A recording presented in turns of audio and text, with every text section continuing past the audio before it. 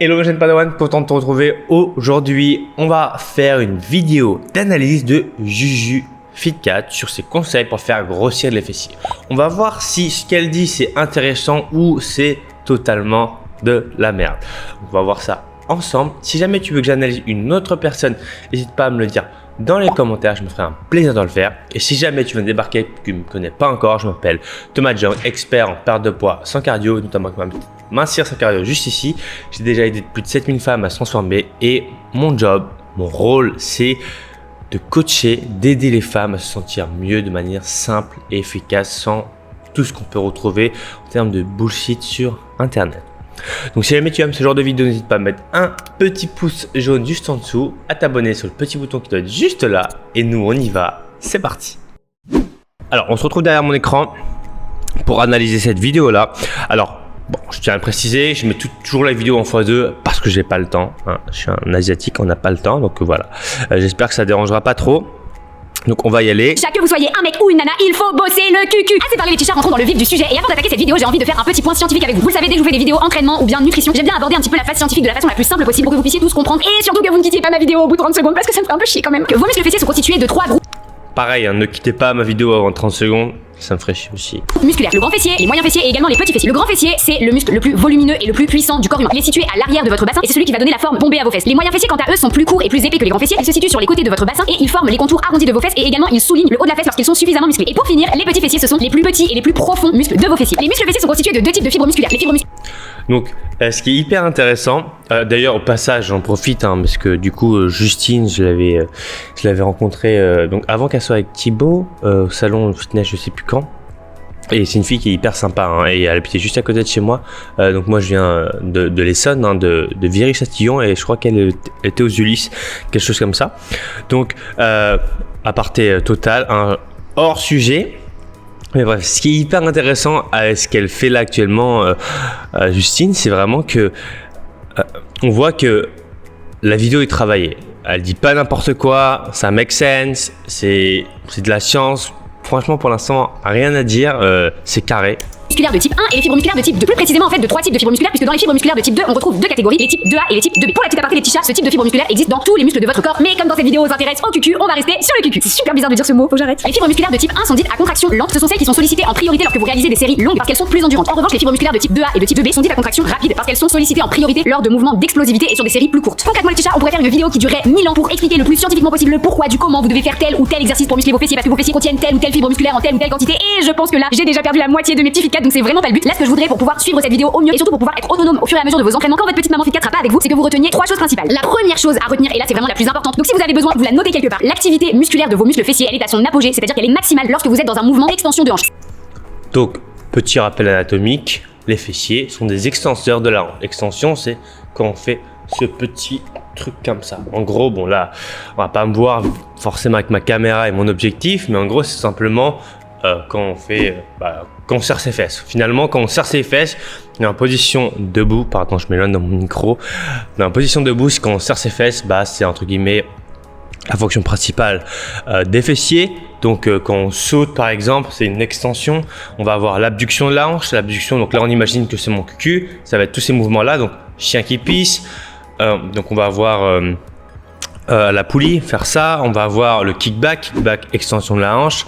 Donc finalement, voilà comment on fait pour muscler ses fesses. Que vos muscles fessiers sont raccourcis. En revanche, cette activité musculaire, elle est fortement diminuée lorsque vous êtes en flexion de hanche, c'est-à-dire lorsque vos muscles au niveau des fessiers sont étirés. Ça c'était clair, je kiffe quand je suis clair. Être gênante, c'est ma passion dans la vie. Excusez-moi pour ce moment gênant. Enfin bon, la gênance avec moi.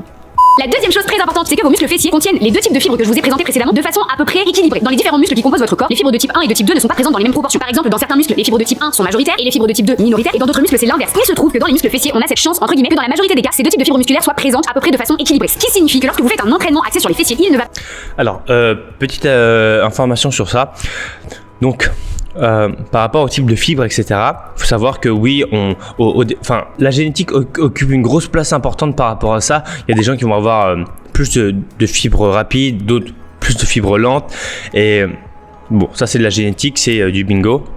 Maintenant, il faut savoir que avec l'entraînement, on est capable vraiment de modifier parce qu'on va avoir des fibres finalement un peu neutres. Et avec l'entraînement, on va pouvoir switcher, entre guillemets, switcher c'est un grand mot, mais c'est pour faire très simple.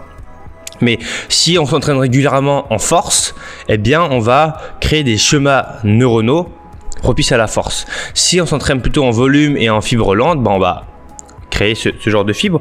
Les fibres lentes, c'est finalement quand on voit les... en fait, c'est deux fonctions qui sont totalement différentes. Et quand on voit les coureurs, ils ont une dominante de fibres lentes. Si on compare les sprinters, ils ont plutôt des fibres dominantes très rapides, voire ultra rapides. Et c'est là déjà la grosse différence, c'est que déjà, par rapport au type de fibre, on va avoir, comment on peut rappeler ça, celles, entre guillemets, qui sont le plus propices, entre guillemets, au fait de grossir, ce sont les fibres de type rapide, pas les fibres de type lent. Les fibres de type lente, c'est un peu celles qui prennent le moins de place, entre guillemets. Donc quand on compare toujours un sprinter et un marathonien, on voit bien que le sprinter est beaucoup plus musclé que le marathonien. Forcément, deux objectifs totalement différents, produire de la puissance de manière très très rapide, tenir sur la longue durée. D'ailleurs, j'en profite pour dire que mélanger les deux types d'efforts durant une même séance, eh bien, ça provoque en effet ce qu'on appelle des effets d'interférence. Donc quand on fait la musculation et du cardio ensemble, eh bien en fait, les deux réunis, forcément, c'est ce qu'on appelle l'effet d'interférence, c'est qu'en gros on va faire 2 pas en avant, 1 pas en arrière, voire 2 pas en arrière. Normalement c'est pas 2 pas en arrière, mais c'est genre 1 pas en arrière, parce que on a un effet ce qu'on appelle d'interférence, donc ça veut dire qu'on a un signal qui est là entre guillemets entre guillemets je vais faire très simple, mais construire du muscle, etc. Et à l'opposé, on a les efforts d'endurance qui sont pas là pour entre guillemets hypertrophier le muscle, qui sont là pour améliorer l'activité mitochondriale, et donc le système respiratoire, et ce qui est totalement à l'inverse de l'hypertrophie musculaire. Donc on a deux effets qui viennent hop comme ça, donc c'est les enzymes qui viennent entre guillemets s'inhiber mutuellement, et donc au final on a moins de résultats alors qu'on fait plus d'efforts. Donc pour ça, il faut être très intelligent avec sa méthode d'entraînement, pas faire n'importe quoi. Donc en général, on évite de mélanger les deux en même temps. Il va pas falloir uniquement travailler sur des courtes séries avec du lourd. Trop souvent, on vous dit la charge. Oui, mais pas que. Bien évidemment que c'est important de faire des séries entre 5 et 10 répétitions avec une charge suffisamment importante parce que les muscles fessiers étant les plus puissants, ils sont capables d'être soumis à des charges importantes. C'est très important de travailler sur des séries plus longues avec des charges plus légères. Il y a différents...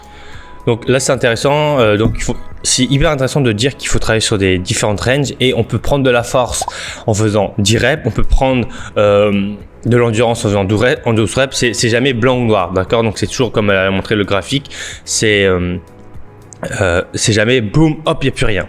Donc là c'est intéressant et en général quand on s'entraîne correctement on arrive à recruter toutes ces fibres, surtout quand on est proche de l'échec.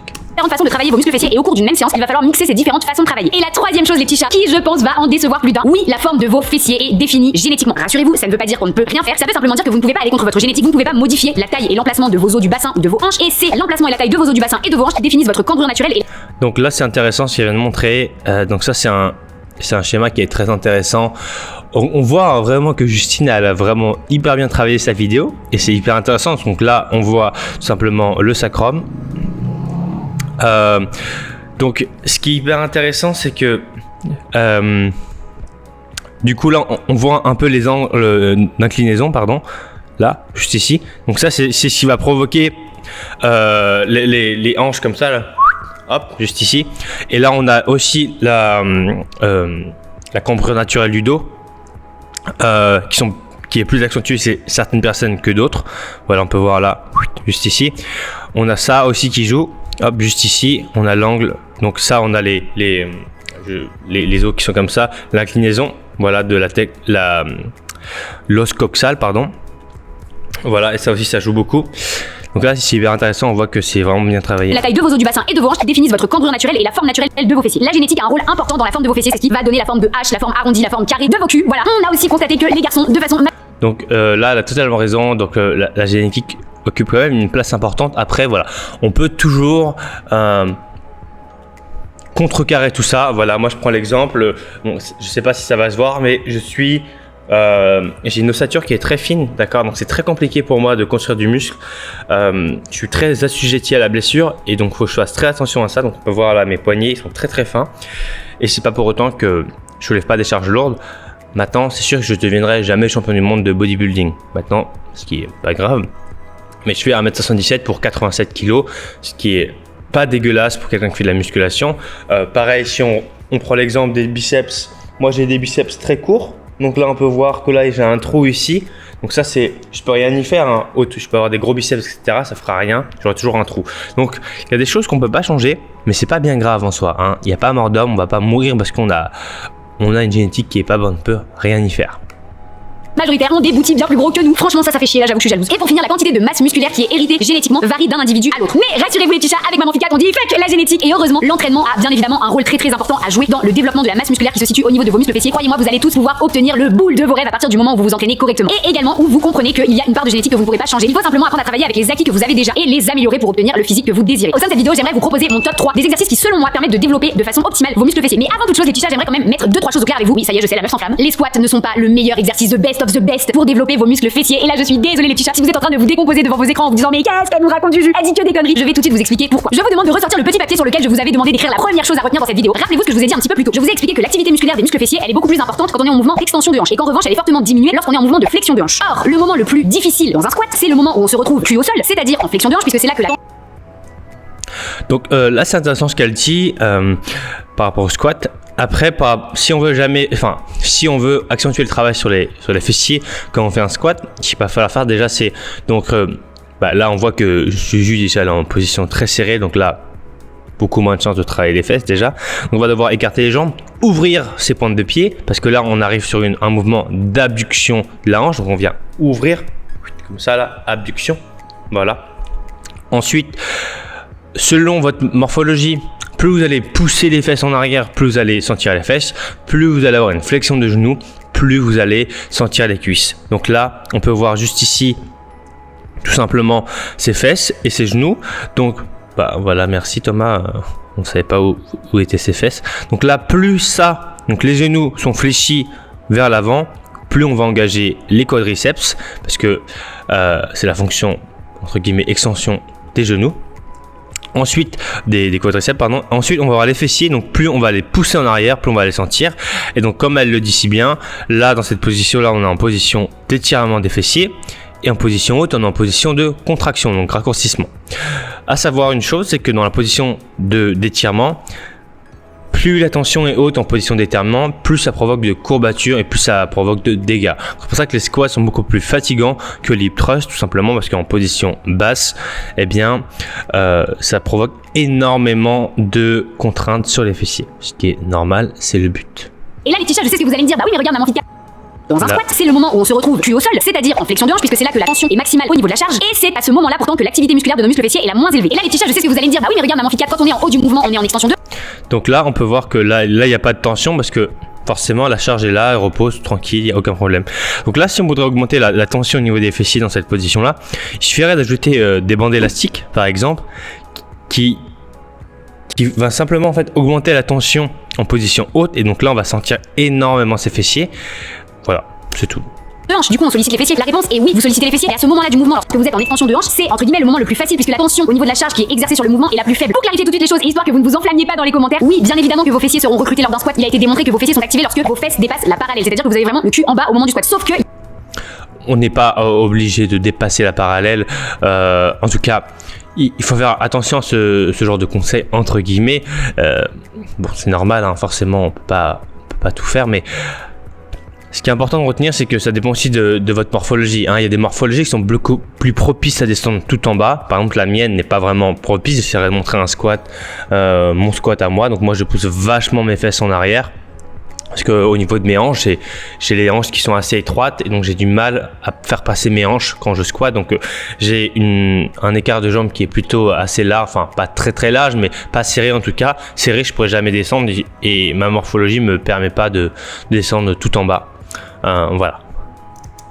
il y a tout un tas d'autres muscles que l'on va appeler parasites dans cette vidéo parce que ce ne sont pas directement les muscles que l'on souhaite cibler lorsque l'on fait une séance fessier qui vont intervenir. Les quadriceps, les mollets, les ischio-jambiers, les lombaires. C'est d'ailleurs pour ça que les squats sont un mouvement que l'on appelle polyarticulaire parce que vous travaillez différents groupes musculaires de façon simultanée. Même si les squats sont intéressants pour travailler les fessiers, ils ne permettent pas de se concentrer uniquement sur les fessiers. C'est pour ça que je vous dis que les squats ne sont pas l'exercice à mettre en top liste lorsque vous faites une séance spécifique d'outils. Mais je vous vois tout de suite venir. Ne me faites pas dire ce que je n'ai pas dit. Ça ne veut surtout pas dire que vous devez supprimer les squats de vos entraînements jambes ou de vos entraînements fessiers. Bien évidemment que vous devez et que vous pouvez les inclure. Et c'est d'ailleurs exactement la même chose concernant les fentes ou encore le soulevé terre puisque le soulevé terre lorsque vous initiez le mouvement, vous allez d'abord solliciter les ischio-jambiers, également les lombaires. Et c'est vraiment sur la fin du mouvement lorsque vous allez démarrer l'extension de hanche que vous allez solliciter les muscles fessiers. C'est pour ça que les soulevés de terre ne sont pas non plus un exercice à prioriser lorsque vous faites une séance fessier, même si c'est très intéressant de continuer à l'inclure dans vos séances jambes bien évidemment. Petit aparté sur le soulevé de terre classique. Bon, pour ceux qui font de la salle par exemple, c'est un des pires mouvements pour travailler l'hypertrophie. Donc si jamais vous voulez construire du muscle, c'est pas vraiment un mouvement qu'on fait. Donc je parle du soulevé de terre classique, je parle pas du soulevé de terre roumain, etc. Traitement les petits chats pour faire une séance fessier de l'espace. Il est très important de faire à la fois des mouvements d'hyper-extension de hanche. Ce sont les mouvements qui vont vraiment cibler de façon optimale vos muscles fessiers, tels que le hip thrust, les extensions inversées ou encore les extensions de hanche à la poulie. Il est important aussi d'inclure des mouvements d'extension de hanche comme les squats, les fentes, les soulevés de terre qui vont permettre de solliciter à la fois les muscles fessiers mais également d'autres groupes musculaires et aussi d'inclure des mouvements d'abduction de hanche pour terminer. Mais aujourd'hui les petits chats, comme vous l'avez compris dans le titre de ma vidéo, on va vraiment se concentrer sur les exercices d'hyper-extension de hanche, c'est-à-dire ceux qui permettent de cibler de façon optimale vos muscles fessiers. Alors c'est parti les petits chats, laissez-moi tout de suite. Ok, super. Bon bah voilà pour le petit retour de la vidéo de Justine. On peut voir que bah voilà, elle a vachement bien travaillé sa vidéo, donc c'est très compliqué de dire des choses.